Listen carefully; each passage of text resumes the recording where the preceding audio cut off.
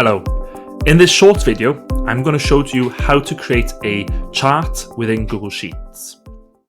What I have already made is a very simple table with two columns, one listing types of food and the other one showing how many children in the class selected that food as their favourite. For example, 5 of the pupils chose pasta as their favourite food, 8 chose pizza, and so on, so on. Now, I want to turn this table into a chart. It's very easy to do.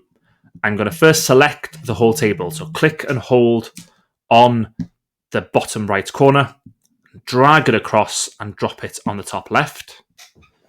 Once I've selected the whole chart, I'm now going to find the Create Chart button. Now that could be over here, but it's often hidden behind the sleeping snowman. So I'm going to click on that one, which means more. And here it is. It looks a bit like a bar chart with a frame around it called Insert Chart. I'll click on that button, give it a few seconds to create a chart for me. It selected a pie chart this time, which could be the one I'm looking for, but in this case it's not.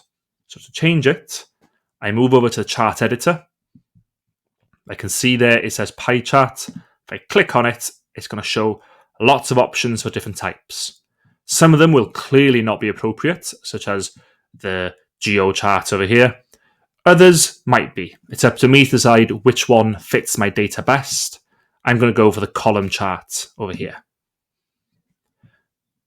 That's much better. Now I need to decide if I'm happy with a title and with the labels on the two axes over here. Now, total and favourite food have come directly from my column headers, and I'm happy with those. If I want to change the title, I double click and I write my new title in. Chart to show the favourite foods of our class.